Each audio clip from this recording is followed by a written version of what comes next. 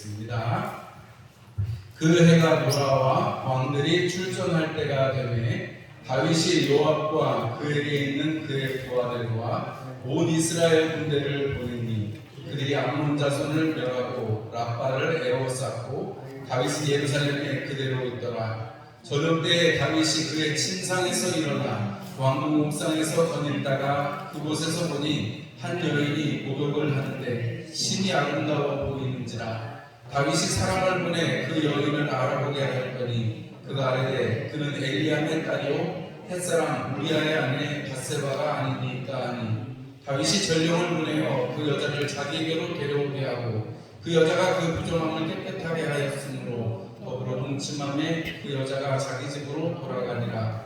그 여인이 임신함에 사람을 보내 다윗에게 말하여 이르되 내가 임신하였나이다 하니라.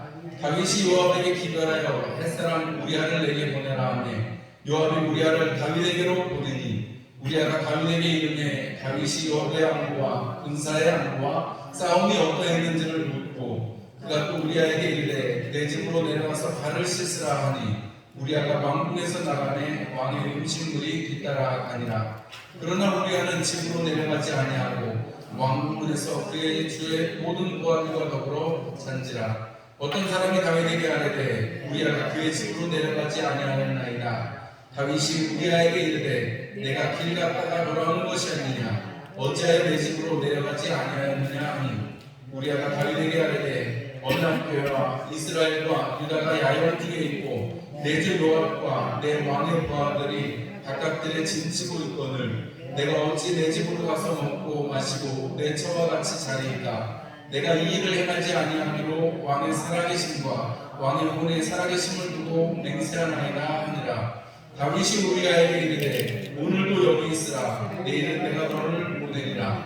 우리아가 그날에 예루살렘에 머무니라. 이튿날 다윗이 그를 불러서 그로 그 앞에서 먹고 마시고 취하게 하니 저녁 때에 그가 나가서 그의 주의 부하들과 더불어 침상에 눕고 그의 집으로 내려가지 아니하니라. 아침이 되매 다윗이 편지를 써서 우리아의 손에 들려 요압에게 보내니 그 편지에 써서 이르기를 너희가 우리아를 맹렬한 싸움에 앞세워 두고 너희를 뒤로 물러가서 그로 맞아 죽게 하라 하였더라.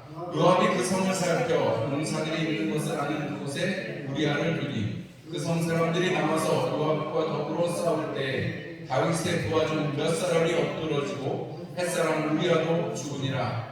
요압이 사람을 보내 그 전쟁의 모든 일을 다윗에게 보고할세 그 전령에게 명령하여 이르되 전쟁의 모든 일을 내가 왕께 보고하기를 마친 후에 혹시 왕이 노하여 내게 말씀하시기를 너희가 어찌하여 성의 근처로 가까이 가서 싸웠느냐 그들이 성 위에서 쏠 줄을 알지 못하였느냐 여룹베셋의 아들 아비멜렉을 쳐 죽인 자가 누구냐 여인 하나가 성에서 맷돌 윗짝을 그 위에 던지매 그가 베베스에서 죽지 아니하였느냐 어찌하여 성에 가까이 갔더냐 하시거든 내가 말하기를 왕의 종 햇사람 우리아도 죽었나이다 하라. 전령이 가서 다윗에게 이르러 요압이 그를 보낸 모든 일을 다윗에게 아뢰어 이르되 그 사람들이 우리보다 우세하여 우리를 향하여 들로 나오므로 우리가 그들을 쳐서 성문 어귀까지 미쳤더니 활 쏘는 자들이 성 위에서 왕의 부하들을 향하여 쏘매 왕의 부하 중 몇 사람이 죽고 왕의 종 햇사람 우리아도 죽었나이다 하니 다윗이 전령에게 이르되 너는 요압에게 이같이 말하기를 이 일로 걱정하지 말라. 칼은 이 사람이나 저 사람이나 삼키느니라. 그 성을 향하여 더욱 힘써 싸워 함락시키라 하여 너는 그를 담대하게 하라 하니라. 우리아의 아내는 그 남편 우리아가 죽었음을 듣고 그의 남편을 위하여 소리내어 우니라. 그 장례를 마치매 다윗이 사람을 보내 그를 왕궁으로 데려오니 그가 그의 아내가 되어 그에게 아들을 낳으니라. 다윗이 행한 그 일이 여호와 보시기에 악하였더라. 아멘. 할렐루야. 오늘 저녁에도 이렇게 주님의 전에서 말씀 듣는 여러분들 축복합니다. 말씀 가운데 은혜 가운데 늘 거하시는 여러분들의 영과 흥건이 되시기를 주님의 이름으로 축원합니다.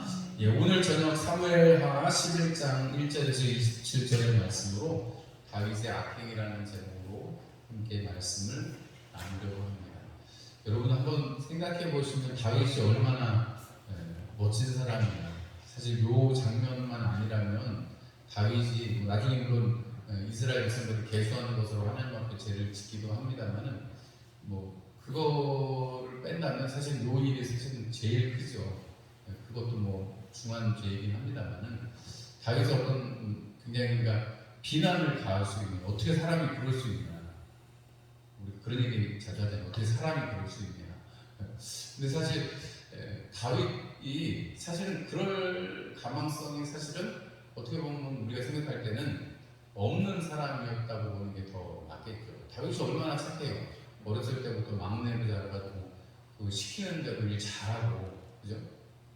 그리고 사무엘의 기름을 갑자기 부으면서 왕이 될 거라고 해가지고 아니 그때부터 뭐 고생길이 환하게 열렸잖아요. 그죠? 다윗이 그럼에도 불구하고 참 하나님 앞에 신실하게 살아가고 자기가 맡은 일을 잘 감당하는 그런 사람이었던 걸 알 수 있습니다. 아버지가 형들을 만나보러 가라고 할 때도 전쟁에 도시락 들고 열심히 가가지고 형들을 만나러 가는데도 농땡이를 치거나 이런 거 없고 가서 이렇게 아버지가 시킨 일을 잘하고 또 얼마나 또 정의롭고 하나님을 향해서 열심히 있고 의문이 있는 사람이에요. 골리앗이 막 하나님을 욕하니까 하나님을 향한 사랑이 불타올라가지고 저 할례받지도 못한 저희 이왕인 저 잡것이 하나님을 모욕하다니 내가 나가서 싸워야 되겠다 해가지고 나가서 싸우잖아요. 얼마나 용기롭고 정의롭고 또 하나님 앞에 그렇게 늘 또 하나님 앞에 찬양하면서 그렇게 살아가는 모습을 보면 얼마나 다윗이 훌륭해요. 그리고 여러분 사울이 자기를 죽이려고 했음에도 불구하고 자기가 죽일 수 있는 기회가 있었는데도 죽이지 않았다는 것을 보면 다윗이 참 하나님 앞에 뭐라고 그럴까요? 다윗이 늘 그 권위에 순복하고 이렇게 정갈하게 살았던 모습을 우리가 볼 수 있습니다. 그리고 자기가 잘못한 게 있으면 하나님 앞에 기도해서 하나님 돌이켜달라고 기도도 하고 그런 사람이었단 말이죠. 사실은 어떻게 보면 이 왕위에 올라서는 사실은 왕에 오르기 전까지는 사실은 뭐 흠잡을 데 없이 우리가 또 몇 주간 한 두 주간 우리가 살펴보았습니다만은 다윗이 무비보셋에게 여러분 이 사랑을 베풀잖아요. 은혜를 갚잖아요. 그런 걸 보면 은혜를 갚을 줄도 알고 여러분 그게 뭐 정치적인 의도였든 아니든 간에 요나단에게 받았던 그 사랑을 갚으려고 아무도 모르고 자기가 말 안 하면 모를 그런 일들을 끄집어내어서 무비보셋을 책임져주고 그를 회복시켜주는 모습을 우리가 볼 수 있습니다. 하나님이 그래서 다윗을 정말로 귀하게 보시고 다윗이 또 하나님 앞에 전을 지어드리고 싶은 그 열심을 하나님께서는 뭐라고 하셨어요? 너는 안 되고 네 아들을 통해서 해주겠다. 대신에 너하고 내가 언약을 세우마 너의 집에서 왕이 끊어지지 않을 것이다 하고 네 배에서 네 태로 네 씨로 난 그 아들이 내게 전을 지어줄 것이다 라고 해서 솔로몬까지 이렇게 하나님께서 예언을 해주시고 복을 내려주십니다.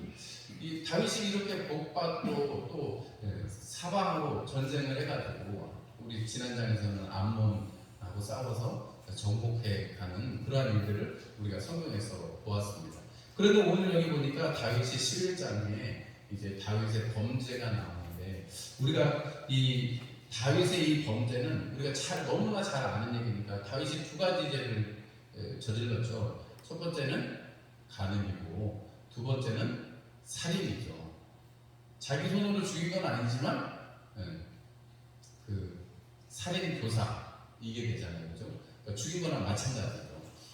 그래서 이 두 가지 죄를 저지르는데 여러분 이 두 가지 죄는 율법에서는 다 어떤 처벌을 하라고 되어 있어요? 간음하다 잡히면 두 사람 다 돌로 쳐서 죽여라 이렇게 써 있고 그 다음에 살인한 사람도 그 사람도 죽여라 성경에 이렇게 써 있습니다. 부지 중에 자기가 알지 못한 그런 사이에 잘못해서 죽였을 경우는 도망하라고 하지만은 살인한 사람은 똑같이 살인을 당하게끔 돼 있습니다. 여러분 그러니까 다윗이 사실 이 두 가지 죄를 저질렀는데 왕만 아니었으면 어떻게 된다는 거예요?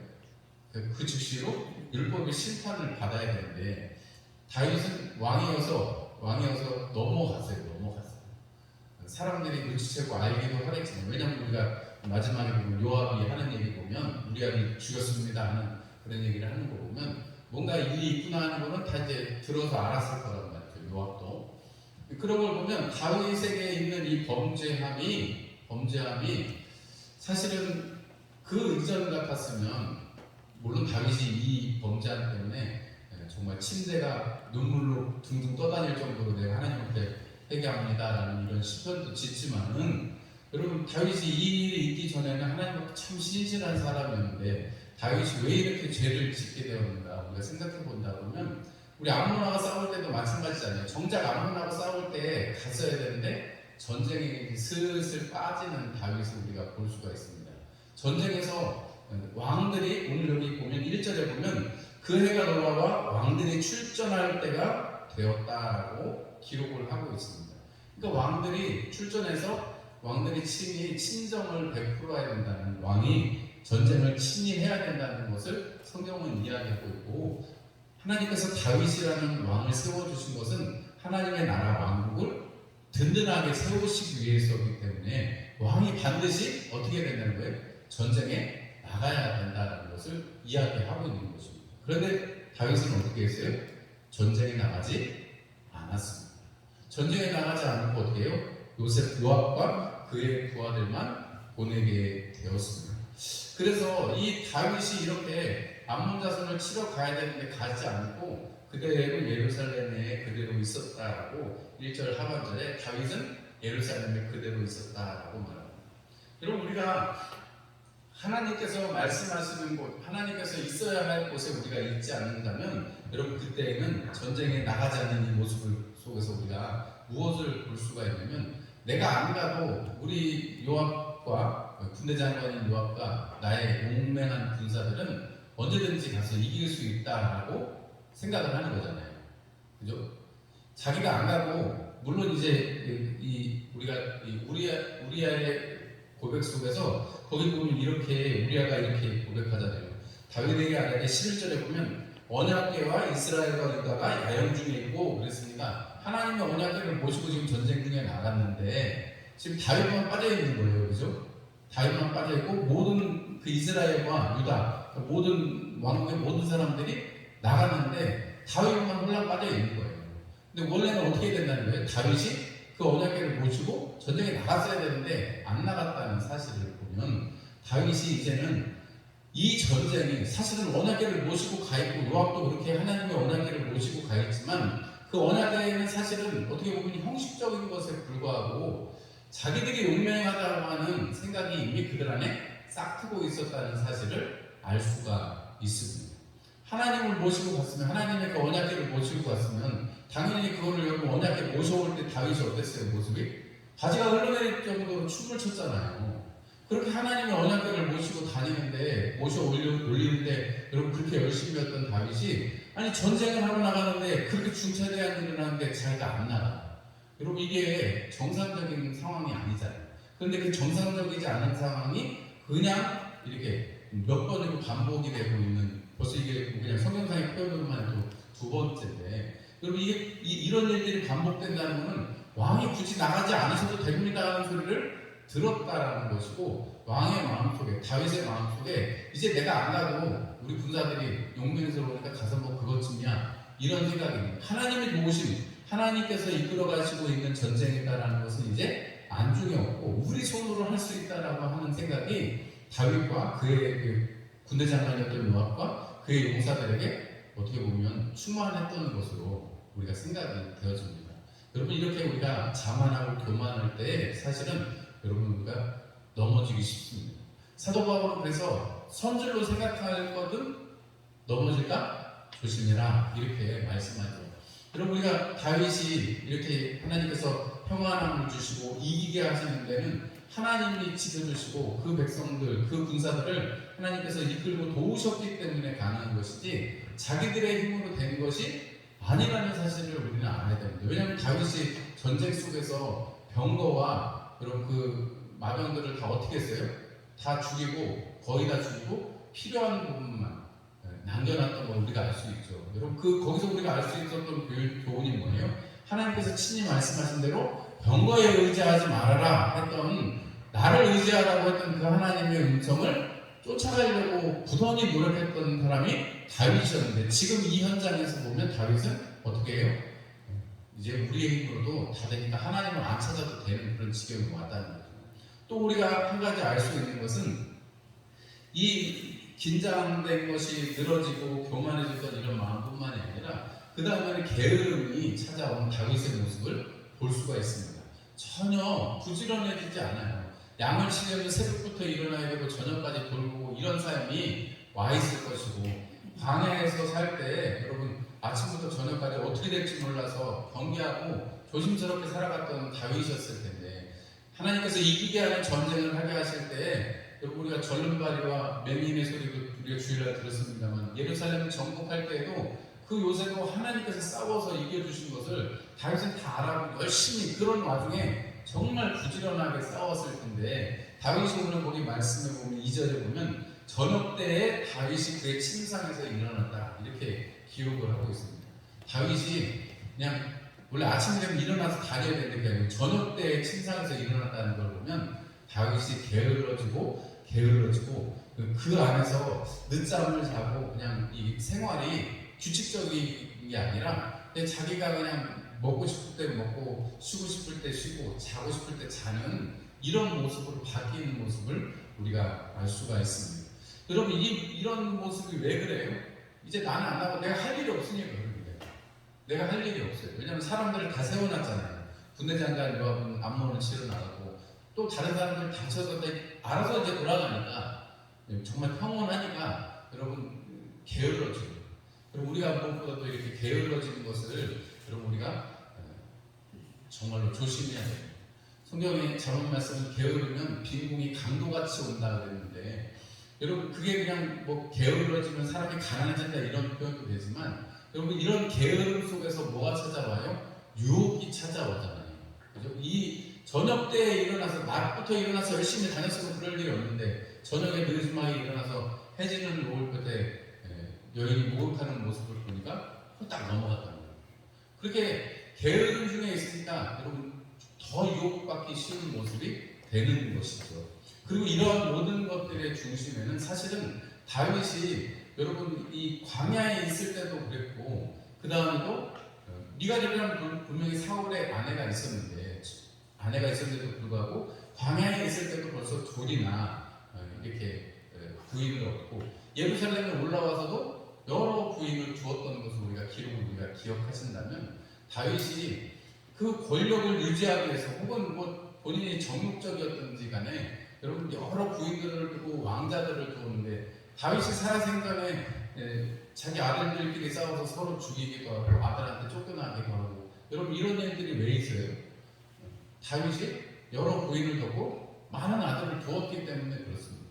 왕이니까 그럴 수도 있지. 근데 사실은 다윗, 우리가 사사기에서도 보셨습니다만은 이렇게 여러 아내를 두고 아들들을 두었던, 아들들이 다 낙타를 탔다 뭐 이런 기록을 보면 그게 긍정적인 모습으로 나타나는 게 아닌 걸 우리가 알 수가 있죠. 다윗이 이렇게 한 3가지 정도의 이유로다가 이렇게 우리아의 아내 바세바를 범하게 되고, 그 바세바를 범하는 과정에서 오늘 여기 보면 우리아를 불러가지고 처음에는 뭐 괜찮을 줄 알았는데 아이를 가졌습니다 하는 소식을 들을 때 그거를 무마시키려고 우리아를, 전쟁 중에 있는 우리아를 불러다가 이렇게 집으로 가서 쉬어라 하고 그 다음 날은 왕창 술을 먹이기까지 하고, 이렇게 여러 가지로 노력을 하는 모습이 있습니다. 여러분 우리가 죄를 지으면 죄는 또 죄를 불러오게 되어 있습니다. 거짓말을 또 거짓말을 불러오게 되어 있는 거죠. 그래서 다윗이 사실은 우리아가 다윗 앞에서 그 11절에 있는 말씀처럼, 아니 다 하나님의 언약궤와 하나님의 군사들이 다 저렇게 들에서 야영하고 있는데 내가 어떻게 집으로 가겠습니까? 내가 이런 일을 하지 않겠습니다 하는 이런 고백을 할 때 다윗이 사실은 부끄러워서 거기서 회개를 했더라면 얼마나 좋았을까 하는 그런 아쉬움이 있죠. 죄는 돌이킬 수 있는 기회가 분명히 있습니다. 물론 나중에 나단 선지자가 와가지고 당신이 그 사람입니다 할 때까지 이 일이 넘어갑니다만, 여러분 이 죄의 결과는 어떻게 나타나요? 오늘 먼저 보면 다윗의 두 아들이 죽었다라고 성경에 기록이 되어 있잖아요. 여러분 다윗의 부하들이 거기 17절 말씀에 보면 다윗의 부하 중 몇 사람이 엎드러졌다 이렇게 표현합니다. 여러분 우리가 성경에 역대 기록에 보면 이 다윗의 용사들을 쭉 이름을 기록하는 그런 장면이 있거든요. 여러분 다윗의 용사라고 했을 때는 다윗이 아끼는 사람이고 다윗이 함께하는 사람이고 다윗에게는 정말 전우이기 때문에 생명과 같은 사람들일 거란 말이죠. 그런데 그 사람들이 죽었다는 것을 우리가 볼 수 있고 결국 나중에 밧세바가 낳은 아이도 어떻게 돼요? 죽게 되는 결과가 있는 것을 우리가 성경을 통해서 알 수가 있습니다. 여러분 죄 이렇게 징계가 있고 여러분 이런 죄가 어떤 결과들을 가져오는데 욕심이 잉태한즉 죄를 낳고 죄가 장성해서 사망을 낳는다. 야고보서는 이렇게 말하죠. 우리가 이 욕심, 정욕에 붙들린 이 다윗의 모습 때문에 결국은 사망이 있고 죽음이 있는 것을 우리는 실제적으로 이 성경에서 볼 수가 있습니다. 여러분 이 다윗의 이 악행은 하나님께서 나단 선지자를 보낼 때까지 감추어지는 듯하지만 사실은 계속해서 불려져 나가고 있는 것을 우리가 알 수가 있습니다. 우리가 오늘 이 11장에 이 내용을 보고서 야 다윗 이제까지는 그렇게 안 봤는데 다윗 진짜 정말 목줄 사람이네. 여러분 이렇게 하시겠어요? 사실은 우리가 이 다음에 결말도 알죠. 다윗이 나단 선지자가 와서 회개를 촉구했을 때 회개하고 하나님 앞에 물론 죄의 결과도 받았습니다만 하나님 앞에 회개함으로 용서를 받는 그런 장면도 나옵니다. 여러분 우리가 그래서 다윗을 이 밧세바와의 가늠의 장면에서 다윗을 기억하는 것이 아니라 그 다음에 회개하고 돌아오는 사람 다윗을 우리가 기억하고 우리가 교훈을 얻는 건 뭐예요? 그 어떤 사람이라도 완전한 사람은 없다라는 것을 우리는 알게 됩니다. 아무리 훌륭하고 아무리 여러분 이렇게 앞에 선 사람도 다 약점이 있고 죄 가운데 있다라는 죄인이라는 사실을 우리는 꼭 기억해야 됩니다. 여러분 우리 교회는 완전한 사람들 의인이 모인 곳이 아니에요. 여러분 세상에서 교회를 볼 때는 교회가 그러면 되냐 막 하지만 여러분 교회도 똑같이 욕망의 덩어리들이 모여 있는 곳이 교회라는 사실을 여러분 잊지 않으셔야 됩니다. 여러분 왜냐하면 이게 사단이 교회를 공략하고 또 우리 개인들을 이렇게 정죄할 때 많이 쓰는 가장 효과적인 방법이 바로 이 방법이기 때문에 너 의인이라며 이렇게 하는데 여러분 우리가 행한 것 때문에 의인이 아니잖아요. 맞죠? 여러분들이 뭘 해가지고 하나님이 의인이라고 하신 거 아니잖아요. 우리가 뭐 때문에 의인이라고 칭함을 받았어요? 예수 그리스도의 그 이름 때문에 예수 그리스도의 그 십자가 보혈 때문에 우리는 의인이라 칭함을 받은 것이지 우리가 뭘 해가지고 의인이 된 게 아니에요. 여러분 그렇기 때문에 우리는 이걸 확실히 기억해야 됩니다. 우리는 저 세상에 있는 사람들하고 똑같은 사람들이에요. 다만 우리 안에 성령님께서 오시고 여러분 만세전부터 계획함이 있으셔서 우리가 예수를 믿고 예수 안에서 우리가 하나님의 자녀가 되었다는 믿는다는 그 한마디에 하나님께서 우리를 찾아오셔서 우리를 성전 삼으시고 우리 하나님의 영생을 허락하신 하나님의 상에서 먹고 마시는 하나님의 자녀가 되게 하셨다는 그것이 우리를 세상 사람들과 구별하는 것 뿐이지 여러분 우리는 세상 사람들하고 똑같은 사람들입니다. 다만 우리가 구원받은 이후에는 죄와 싸울 때 피 흘리기까지 싸워야 되는 그런 사명이 있는 사람들이고 좀 더 선하게 하고 선한 행실로 사람들에게 구원을 설명할 수 있는 사람들이 되어야 되는 것은 맞습니다만 여러분 본질적으로 우리가 이 육신을 입고 있는 우리가 똑같이 욕심에 이렇게 붙들릴 수 있는 사람이라는 가능성이 아예 사라진 건 아니라는 사실을 우리는 꼭 기억해야 하는 것입니다. 다윗이 이렇게 하나님 앞에 이렇게 할 때 아니 하나님이 짠 하고 나타나셔가지고 하나님이 다윗아 너 그러면 안 되지 하시면 얼마나 좋아요. 그렇지 않아요? 다윗이 지금까지 하나님 앞에 있었던 그 모습을 생각하면 하나님이 말려주시면 얼마나 좋아요. 근데 하나님이 왜 그냥 두셨을까요? 좀 하나님이 좀 원망스럽기도 하고 하나님 다윗이 좀 끝까지 좀 깨끗하게 살면 그래서 정말 훌륭한 사람 되면 얼마나 여러분 성경에 그런 사람은 없어요. 아브라함도 믿음의 조상 믿음의 아버지 아브라함도 어떻게 돼요? 약속의 땅에 이스라엘에 갔다가 자기 처를 동생이라고 뭐 틀린 말은 아닙니다만 사촌 동생이라고 했다가 그럼 하나님께서 지키지 않으셨다면 아브라함이 어떻게 그 생명을 보존하고 가나안 땅에서 이삭과 야곱과 함께 장막에서 거할 수 있었겠습니까? 우리가 그것을 생각하면 하나님께서 부족하지만 우리의 믿음을 보시고 우리의 어떤 그런 죄악의 현장에서도 안타까우시지만 그대로 두시는 이유는 여러분 우리 안에 어떤 것이 있는지를 알고자 하심이 아닐까 싶습니다. 그것을 통해서 우리를 교훈하시고 하나님 안에 서 있기를 요구하시는 것이 아닐까 싶습니다. 여러분 우리 다윗의 모습을 보면서 그렇게 훌륭했던 다윗도 이렇게 죄를 저지를 수 있는데 나도 그렇지 그렇게 하면 안 되거든요. 그럼에도 불구하고 하나님의 사랑이 부어진다는 것은 우리가 확실히 가져야 되는 것입니다만 나도 그렇다고 해서 죄를 지으려고 하면 내가 죄를 짓는데 정당성을 부여하는 것은 안 되는 것입니다. 죄와 싸우되 피 흘리기까지 싸우고 여러분 끝까지 여러분 우리가 죄 싸우고 또 하나님 앞에 진실하게 또 성실하게 살아갈 것들을 거룩하게 살아갈 것을 사모하는 저와 여러분들이 되시기를 축원합니다.